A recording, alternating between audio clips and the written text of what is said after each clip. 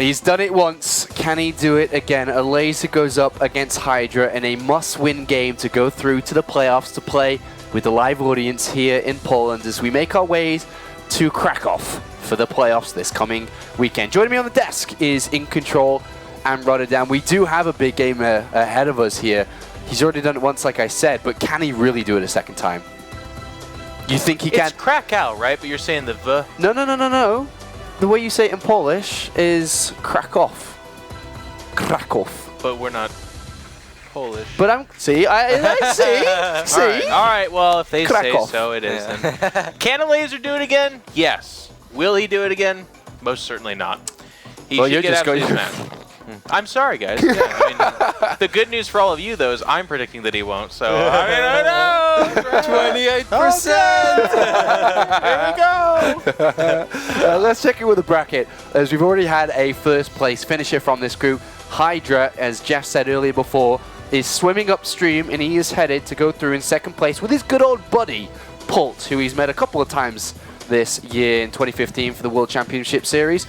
But is he going to get stopped is the question now, Roddy. Well, if he's not, then there is an interesting fact that it can possibly be Pult against Hydra before the Grand Final. So we could technically have a rematch of the WCS Season 1 Grand Final, but that's very long ways off. Yeah, Hydra is an overwhelming favorite over here. Absolutely. I mean, huge favorite here. Let's talk a little bit about the underdog, though, Elazer, who has now set up on stage. I mean, we can't say it in another way. This is a massive moment for the young lad. Like I said, he's done it once. He comes into this, and he has to play what it seems, Roddy. I mean, Hydra didn't play the best he could have played the other day. No. But Elazer now is going up against a much better in-shape Hydra. Absolutely. Hydra looked so much better in that previous series, and I'm sure that Elazer knows that as well. And I wonder if it bothered him. Obviously, like, you want to advance in first place if you could. And I think there were moments of opportunity he could have against Paul. Like, it was not an unrealistic series. He took map number 2 in Sal and Bridgehead, and game 1 and game 3 were both relatively close, where a few things, if they would have gone a tiny bit better. If he sees that build coming of Paul in game 3, then maybe he throws up an extra spine, has an extra queen, and maybe it's all good. And then he would have just advanced. And something like that, it's really hard to shake that off, especially when you're still such a young player as Elazer. And one thing that really makes me believe that he could do it is the fact that he has beaten Hydra already, and then he forced Pult to bring out the builds that he didn't want to use against Elazer. Remember that Pult was saving that for if he did run into Hydra to make sure he beat him, but Pult felt pressured, he felt worried, and had to use his secret strategy to beat Elazer, and that breeds confidence for the young boy. That is definitely a compliment in favor of Elazer, but at the end of the day, it's still one of those, it hurts more than it actually gives me any pride or whatever, because if he would have scouted it, he could have pretty much won the series, and he could have won the group and just be in the quarterfinals already. It's going to be really hard, man. Like, if you look at Hydra in the previous series, he meant all business. Like, Violet is definitely not an easy opponent in CVC, but I never had a feeling for a second that Violet was going to win that series. And one way you can look at it, though, especially the way that you're saying that, is that when Elazer went up against Hydra the first time, he didn't believe he could beat Hydra. But now he has done, and now he's going when it really matters, and there is that little bit of expectation from him. The pressure's on Elazer. Yeah, and I liked how he handled the pressure, to be honest. Like, when we were interviewing him and after his fairly successful first day, he just seemed really carefree. He seemed like a funny young guy. He's got a bit of a presence on Twitter and stuff like that. I'm becoming a little bit of a fan of him. If there is a guy that's capable of beating Hydra, oftentimes it's that guy that you don't expect. And that's actually, in kind of a roundabout way, part of the reason why I think Hydra does have a much better chance this second time around is because all of a sudden Elazer, who used to be this, like, faceless white dude that you know, he was probably like, yeah, okay, get out of the way, kid. All of a sudden he's like, nope. The targets are on him. He's like, I know who you are. I know you're good enough to beat me, and I'm ready. Hydra has suffered 4 losses this year. 3 seasons worth of games, only 4 losses. Elazer has given him 1 of them. I know. It's a remarkable record. These stats are fantastic. 18-4 in a professional competition, that is so difficult to do, especially because most of the series are best of 3, and it's a little easier to lose a best of 3 than it is to lose a best of 5 or a best of 7. So it's extremely impressive to see the numbers that Hydra has put up over the last 4 or 5 months playing within the WCS region.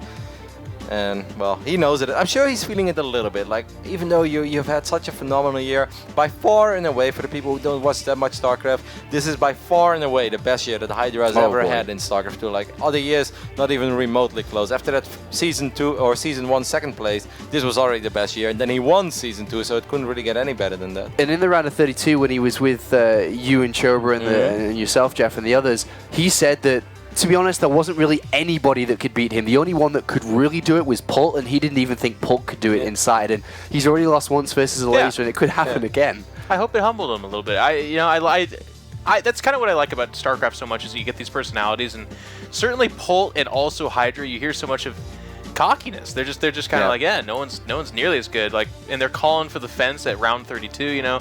So it's nice to see young guys like Elazer step up and be like, yo, pay attention here, man. I'm here and ready to play.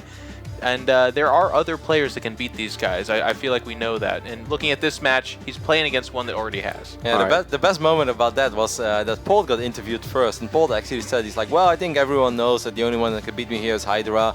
And I think that Hydra also knows that the only one that could beat him am I. And then like 2 days later, we had Hydra in the studio. It's like, hey, Paul said he thinks the only player that can beat you this season is him. Do you feel the same way? He's like, nah, actually, no, I don't know why he would say that. Like, I don't think that's going to happen anymore. That happened once, man. Like, take it easy. Yeah, and he has continued to perform it. We'll see if he performs now. We have the maps ready. The players are almost ready to begin this. The best of 3 is moments away. The 3 maps that we're going to be going to is Terraform, Bridgehead, and Coda. Bridgehead coming in again. Terraform and Coda we've seen a lot. But I don't think the maps are going to play too big of a deal here. We can note that each map is a 2-player map, and there isn't that random aspect of a 4-player map and guessing where your opponent is and if you are going to be aggressive or not. I love that you bring that up, Sean, because both vetoes of Hydra are on those 4-player maps. Remove Cactus Valley, remove Iron Fortress, just get rid of it, while Elazer vetoed 2-player maps. I guess those are just maps that, even though in ZvZ they may not play out as weird as in the ZVP or in ZVT, it's more just that most of the time these guys veto these maps on ladder, so they don't really have a whole lot of mirror experience on it either, and that's why they just rather get rid of him. And obviously Hydra doesn't want to play on the 4-player maps, because like you said, there is a little bit of variance in those 4-player maps. Elazer, as much as Hydra has shown himself, Elazer showed himself in ZvZ as well. If you think back to the series they played last time on Bridgehead, Elazer did try something crazy in an unexpected way to close the series up 2-0. It didn't work, so he's shown a lot of himself already to Hydra too and exposed his weaknesses a little. A little bit, but sometimes those weaknesses can be strength too, because now in the back of Hydra's head is, this guy will do something crazy, as opposed to, which is actually at this stage of the game we don't see nearly as often, but those Zergs that are like, I will hatch first all the time. We don't really get those guys anymore because of the meta of ZvZ right now. All right, let's take a quick look at the predictions for this one, as the guys have selected who they think is going to be able to take this one and move through to the playoffs. And we have a 1 for an Elazer.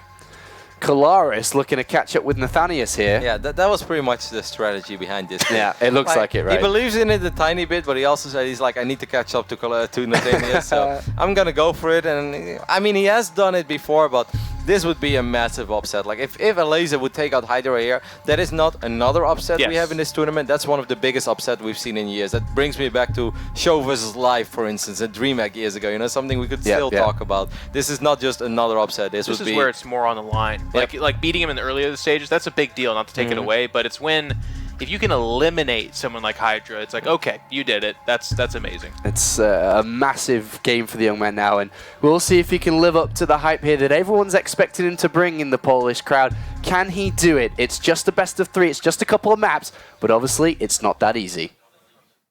It's time to find out if our young Polish Zerg player can make the ultimate dream a reality. Oh yeah, man. Taking Hydra out twice in one tournament, eliminating him, that would just be absolutely massive. I mean, it was such a story of Elazer throughout this tournament. It was so heartbreaking when he was, knocked out at first in the round of 32, and then he's been given that Cinderella story, that chance to kind of get the second life. He's back here now. He's already showed us he can go toe-to-toe. I gotta agree. Now it's all on the line. It would be literally the biggest upset in StarCraft this year if he was able to do it against this Korean Titan who's had so many top 2 performances in this year of StarCraft 2. Can he be stopped? He is the Blue Zerg in the Northwest. From Root Gaming, he's Hydra. Direct Face and WCS, Gfinity, DreamHacks everywhere. And this man stands in his way to going to the quarterfinals in the Southeast. The Red Zerg from Poland, he's Elazer. So much crowd support here for Elazer, the hometown hero. And what impresses me the most is this guy's attitude from day one last season when he first got into Premier League. He showed up, everyone was kind of like, oh, you know, we've heard you've been getting pretty good. Do you think you could take a couple sets? And he was like, yeah, I'm going to make it through. Like, I'm going to beat Polt, I'm going to do this. And, you know, he didn't quite make it out of that group, but this season he came back with the exact same brash attitude, and he's showed us some amazing games. He was so close to beating Polt in the winners match of this group and coming out in first place. And he's already showed us with his vetoes. He's just going to get rid of the kind of wonky maps. He wants to play some straight up play here. Yeah, it's really amazing when you consider that of all the players here, you know, that aren't those big champions that we've had, you know, like Polt, like Hydra, and, you know, even to an extent, you know, like we knew Lilbo was going to make it most likely out of his group. But Elazer is not the name that pops up for most players. You know, you look, it's like, okay, you know, Bunny maybe being eliminated very early on this season was a shocker. Be like, okay, we're going to see someone like Snoop, Lilbo, all those other big guys. Yeah. But, you know, Elazer's just been the shocker of this season. He really has. I mean, we've had these players who've kind of launched into prominence last season, players like Lilbo, players like Gung Fu Banda, but Elazer is just such a quick, sudden rise into prominence. And looking at this, he's opening up so safe here. This is what just impresses me so much about him.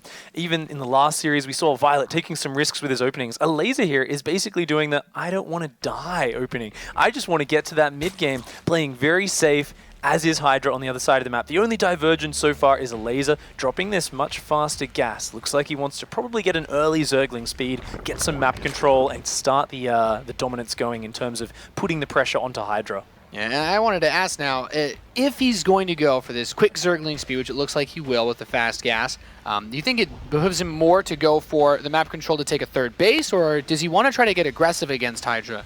I think Elazer has really great range as a player, so the two options is to rush the Mutalisks up behind that or to take the fast third base. And I've seen Elazer do both here. Previously, he did win the game against Hydra by taking the fast Mutalisk route on this exact map. So he might choose that one again. Looks like he wants to deny the scouting, keeping his Zerglings at home. He really wants to block Hydra's vision. Hydra trying to get through, but oh, very nice block with the Zerglings. Elazer denying the vision there.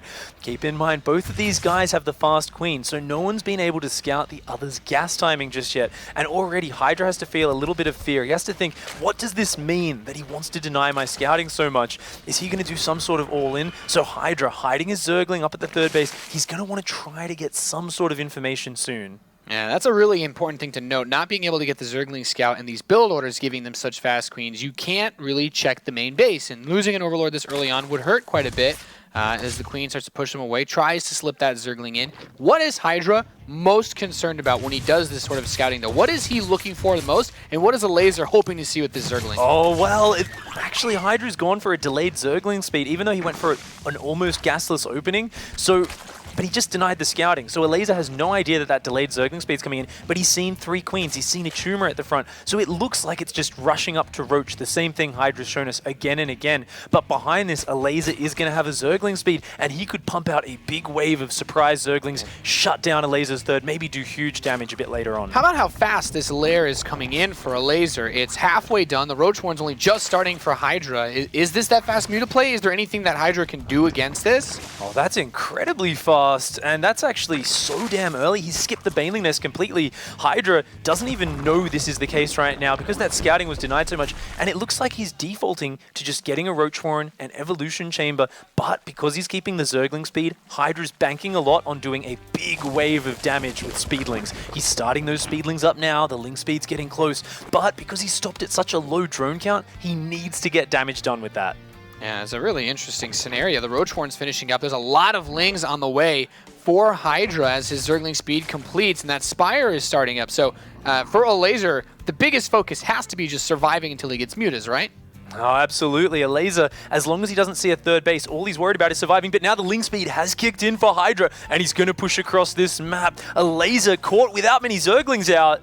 Yeah, this is actually really tricky. There's not the Spinecrawler done yet, and the Zergling count is simply favoring Hydra at this point. He's forced to retreat. The Queens are going to try to help do this. He's cutting off a bit of the surface area by choking up between these buildings, and the first Queen getting very close to being knocked down. He does manage to pick it off. I guess at this point, though, it's more about the time that he needs to get the Spinecrawler up against the Roaches, right?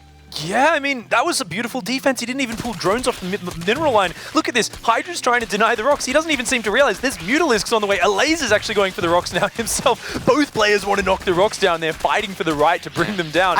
I guess what Elazer wants to do is just cut this point off, because if he breaks these rocks down, then the Roaches can't go straight to his base. This buys him so much more time to get those Mutalisks out. I don't know why Hydra was knocking on those rocks. You're absolutely right, Nate. Every second that goes by, these Mutalisks are getting closer and closer. There's only one Spinecrawler, so this is very much banked up on those Mutalisks holding on. But it's looking fantastic for Elazer. Hydra's on a timer. Sure, he's got a third base behind this, but he's barely got 2 mineral lines saturated. He's got no tech at home. He needs to do crippling damage right now, but Elazer pumping out Zerglings and Mutas is looking to stand strong. Yeah, I mean, at this point, the Mutas are just about to finish up as these Zerglings descend upon the natural expansion. Spinecrawler still going to work. Oh, 9 drone lead for Elazer. Can he defend with his Mutalisks? There's so many Roaches here. Pig getting on top of the drones, picking off the first Queen in the back of the mineral line, and forced to run those drones away. Oh, the Roaches getting in, the Speedlings flooding in, looking like they're trying to do critical damage here. Elazer did not have the information to realize this was coming, and he is taking a lot of damage right now. Those Mutas are not cleaning this up very quickly. He needs to keep these drones alive, but the critical damage is happening. Yeah, even though he got the Mutalisks out as the push hit, it was just a little bit too fast for Elazer to handle. 11 drones fall. He's not mining at all right now. Just finally able to put those drones back on the mineral line. But this 10-worker deficit, what can these Mutas hope to accomplish, Pig? This is a really odd situation, because keep in mind, we said Hydra needed to do a lot of damage there. At the end of the day, he did only kill 11 drones, and with 11 Mutalisks out, this is absolute air dominance. Hydra's having to dump a huge amount of resources into Spore Crawlers, while Elazer, with these Mutas, he has air dominance right now. He can come in, he can find weak points, and slow down all of these drones saturating this third base. I do really like this, getting on top of that third, getting a bit of worker damage, and we can see from Elazer's perspective, he's just focusing on his micro here, saturating those gases, and trying to snowball off the position he's in, still adding in a Mutalisk here and there too. And he's going to kill the third base. This is a huge pickup. There's a lot of transfuse there. Oh, Hydra dropping the last-minute transfuses. If he can save that, that's massive. Oh, and counter-attacking at the same time. Yeah, Elazer blindsided by the counterattack. He does kill that third base, as you mentioned, but there is nothing at home to defend against these Zerglings, which can pick off even more drones. Oh, that's massive damage for Elazer. Oh, you know, losing so many units there. He killed the third base, but taking so many drone losses behind this, he was being a little bit too ambitious, trying to get that damage done while droning at home. The next Queen gets killed too, so no injects, period, for Elazer, really slowing down his production as well. Oh, this is getting very tricky.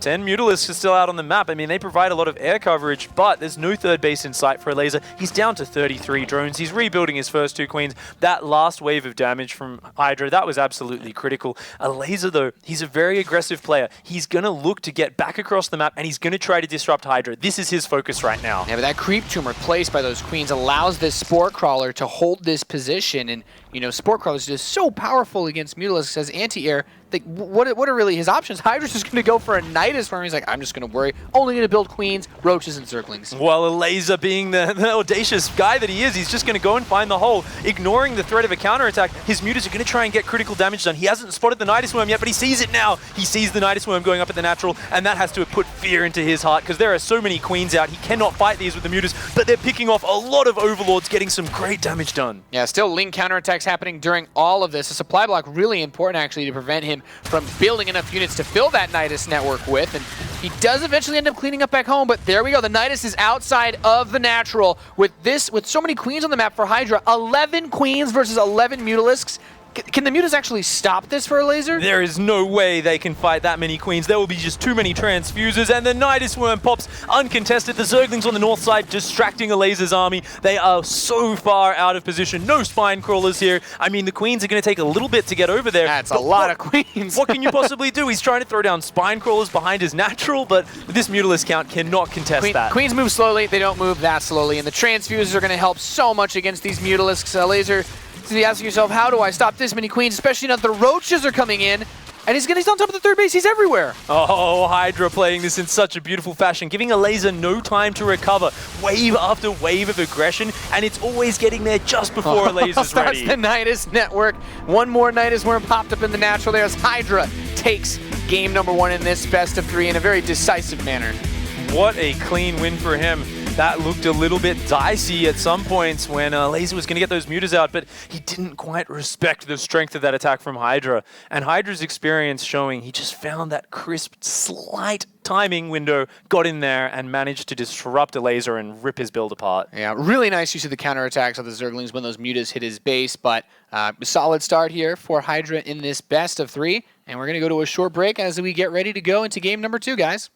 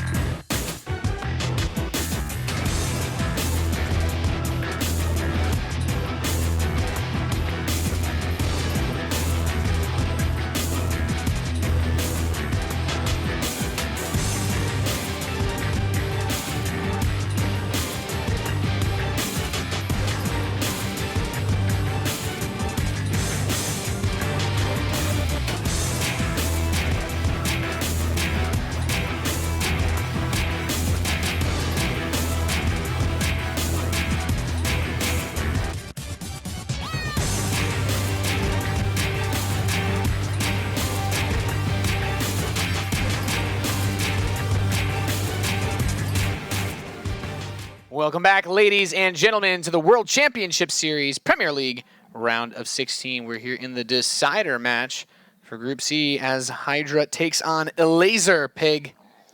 What a intense first match we saw. Elazer, a huge underdog here. He's already upset Hydra once in this tournament. Can he bring it back in Game 2 to equalize and have a shot at doing it again? It's going to be real tough. He's down 0-1 in this best of 3 tournament, life on the line against this man on the east side of Bridgehead. We have Root Gaming's Hydra. Looking focused as ever. Hydra has that next championship in his sights. And just playing so well this year, and this man upset him once. He needs to win 2 maps in a row to stay alive. The red Zerg from Poland, he's Elazer.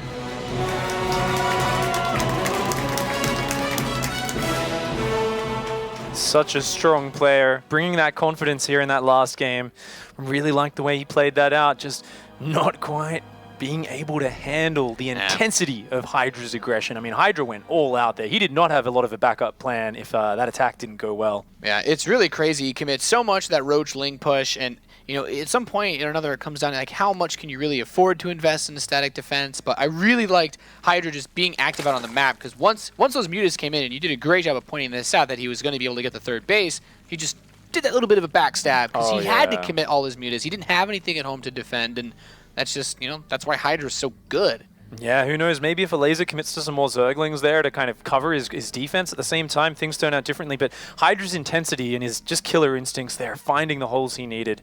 Here, going into Bridgehead, looks like both players are going to be opening up with that hatchery first build here. Looks like they're not too worried about the all-ins. Once again, Hydra, though, saving up his lava until he sees the second Overlord. And because Elazer actually dodged it with his first Overlord, so Hydra didn't manage to see it, and as a result, he's actually going to be going for that 14 spawning pool before starting drones, just being a little bit safer there. So what exactly about not seeing that Overlord tells Hydra that he might need to play a little more safely? So basically, that Overlord timing tells you that at 9 supply, your opponent's built an Overlord, which means there's no early spawning pool, and what these guys are worried about on this map is something like that 10 pool Baneling rush, where the opponent just goes completely all in as fast as possible. You see that Overlord, you know you can rule out that option, and because Hydra showed the second Overlord, Elazer just felt very comfortable, whilst Elazer did the little tricky adjustment, avoided the vision with his second Overlord, and that has actually given him a slight edge in this game. Cool. I was not actually aware of that. That's a very interesting play made by Elazer to try to keep Hydra on his toes just a bit.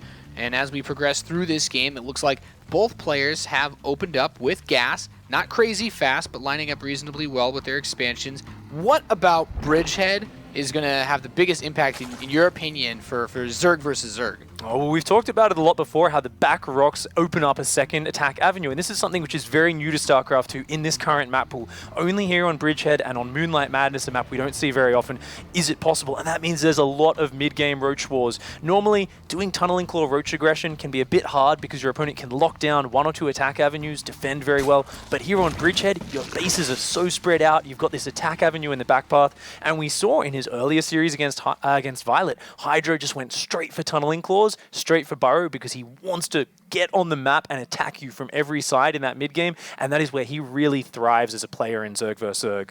All right, we'll really have to be careful about those back rocks, making sure you do not get slapped in the face by those. We have Zergling speed coming in for Elazer, a Baneling nest this game as well, but Hydra not really doing too much with this gas. Why might this be? Hydra doing the exact same thing he did against Violet, where he mines the gas to make it look like he's going to get a Zergling speed. This puts the threat in Elazer's mind, but he's actually not going to do anything with it. He's just going to wait, and he's going to go straight up to Lair and Roaches, very much like a gasless opening, but with a little added trickery in there. Elazer coming in, he wants to scout this, but Hydra starts the Zergling speed on the pool, so that Elazer sees that, and he's going to cancel that as soon as this Zergling dies. A very good piece of misinformation from Hydra. And what this has forced out of Elazer is it's forced a Baneling nest, which he's going to have absolutely no use for. We see the Ling speed gets cancelled, the Roach Warren and Lair start up. A great tricky mind game from Hydra. Yeah, so able to just save a couple of pennies here, a couple of pennies there, and invest them into his mid-game tech. With both Lairs coming up, how much of an advantage can Hydra get from that? What is he looking to do based on these player styles and what you've seen from them so far? Is one of them going to be more aggressive than the other with their roaches in the mid game? Absolutely. It looks like Hydra is going to be very focused on roach tech, and interestingly, Elazer looking like he really enjoys the playstyle he tried for last game. He's rushing up his lair, he's going to 4 gases, he wants to head towards Mutalisks. And this is one of the most interesting styles because you see the Mutalisks, they've got this whole mobility factor, but roaches are so beefy that they actually need to get over there and start wailing on the roaches well before they get to your base. So Elazer here opening up with a little bit less minerals, teching a little bit harder, but his goal now is to delay this third base. These Zerglings want to slow that down, and if they can delay it long enough, when the mutas come out, there's no spore crawlers, there's not enough creep spread, and look at this great run by from Elazer. Yeah, that's a really good point. You want to delay the third base, prevent the anti-air, but at the same time, be aware of any big roach pushes, because that was what really cemented the last game for Hydra. If he made his push 30 seconds later, and the mutas are already out, and they get to work on the roaches before they arrive at his base, it could be a completely different game. Absolutely, and these Lings just staying in here for so long, this is so great for Elazer because it gives him peace of mind. He sees no Nidus network, he sees that Hydra's only on 3 gas, which means he can only really mass roaches, he can't go for anything else. And Elazer, even keeping the Lings alive, he can see what's popping out of these hatcheries and even trying to morph some Banelings in there, just trying to be a little bit tricky. This is so great for Elazer. Yeah, we can see in Elazer's vision as he's starting to look around, we get a first-person perspective of him scouting, trying to push back the Overseer and just deny scouting overall. His Spire is very close to finishing, but so is Roach Speed and +1 attack, and Well, that roach count is just slowly but surely climbing up, Pig. And Hydra's Overseer still has not realized that it's Spire Tech. It's coming back in for another scout on the north side. We can actually see it on the Elazer mini-map. And Hydra's only just finding out that this is the case right now. Yeah, now Elazer knows 100% that Hydra knows what's up. There are some links on the map, so we can see Elazer's trying to go for this backstab on the third base. Most of the roaches are out on the map, so maybe he has an opportunity here. I love this. You can see him individually clicking to try to focus down those drones too when they were near the hatchery. Oh, meanwhile, Hydra really committing this roach push, but if he loses this hatchery, that's great, but he actually keeps it alive. Elazer not getting that pickup and committing a lot of Zerglings to it. Now his third base is very exposed. We can see these roaches coming in. They're going to be able to snipe that, but it will buy a bit of time for Elazer's mutas to pop, and once they get out, they will be able to shut those roaches down. Yeah, we have 9 Mutalisks finishing very shortly. There is one Spine Crawler inside of the main base. He's just going to run by, actually just crushes the Spine, steps forward, kills the Queen, and now these Mutalisks are doing everything they can to kill these roaches off, but they're fast, they have a lot of hit points, and they're just very annoying, very difficult to deal with, but he sustained substantially less losses compared to the last map, Pig. He's cleaned up all the roaches in his base, he has the mutas out, and this third base, it's still standing though. Oh, very good defense here by Hydra to deal with the Ling counterattacks while pulling him back with the roaches. Elazer, though, in the midst of that, had the presence of mind to drop his third base, but we can see the big advantage here for Hydra is in that drone count. He's got a 52 workers against the 44, and once again, he's going to go very aggressive with the follow-up.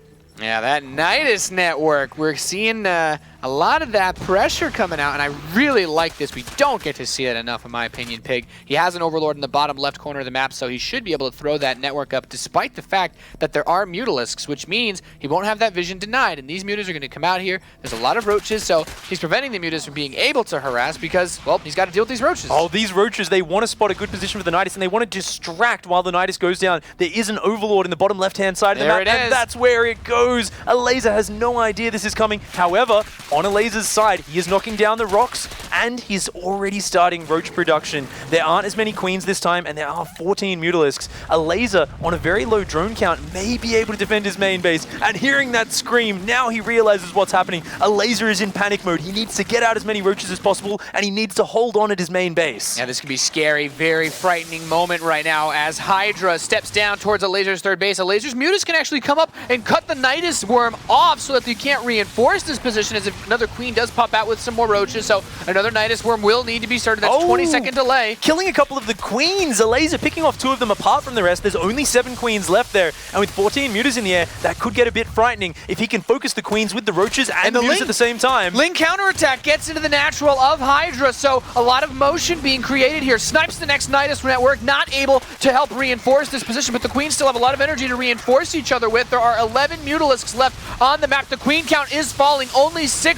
remain right now, but that next Nidus, it should be able to finish for Hydra. Oh, the muta count is getting whittled down. Most of the queens are dead, but so are most of the Mutalisks. Because the roaches weren't able to join the fight, it's so hard, and Hydra has such a huge roach advantage here. His numbers are out of control. I mean, his economy is being destroyed by the Lings behind this, but the roaches not being able to focus fire these queens. Elazer is being targeted down. Most of his Mutalisks are dead, and his roaches are dying as well. GG Hydra will advance on to the quarterfinals and eliminates Elazer 2-0 here in the World Championship Series. And we've seen a little bit more of that championship tier Hydra coming out in this best of 3. Just so efficient from the beginning with the tricky fake gas opening. That was such a good play from Hydra. He took that mineral advantage, transformed it into a fast roach push, and he just got enough damage done, kept Elazer back, secured the third base, and then Elazer was just so worried trying to get back and put pressure over, he never had time to clear up the vision on his side of the map. The Nidus Worm just launched in there in that corner, and when you're surprised by a Nidus Worm with Mutalisks, you can't do a lot. Yeah, I really like that he just tucked that Overlord in the very corner. You know, the Mutalisks are obviously going to go everywhere his own Overlords can see, but having that little spot to throw up the Nidus Worm really just sealed the deal, because it's obviously hard to get on the map with just queens. Are so slow, but Hydra just meticulous. And now we're going to get to hear from him over at the analyst desk with the boys. Thank you very much, Nathanias. Thank you very much. Hello there, champ. Hello. Hello. Before we talk about this series, I want to go back to the very first series that you played against Elazer, and I was sitting with Violet in the audience a little bit, and he said that you weren't too happy with yourself the first time you played against Elazer. Can you talk to us a little bit about that? I had no information about Elazer, so I just went safety build, but it didn't work out. So, and yeah, he played well yesterday, and my condition was really bad yesterday as well. So, Were you just tired? I mean, what was wrong with your condition yesterday? Not feeling good to play, or just jet lag. Jet lag? This time jet lag is like strongest jet lag I've ever had. Really? And yeah, the game condition was not good as well because the desk is keep shaking when I play game. Yeah. And I could hear the casting a little bit. Yeah. In player area. So all problems are so just bad for me, and just that's why I beat the over 4 people map, because my opponent could hear the sound. So yeah. Okay, so you felt better today then, going up against Elazer? I mean, you played against Violet too, and you looked really good. Much better performances from you today. Did you feel like that also?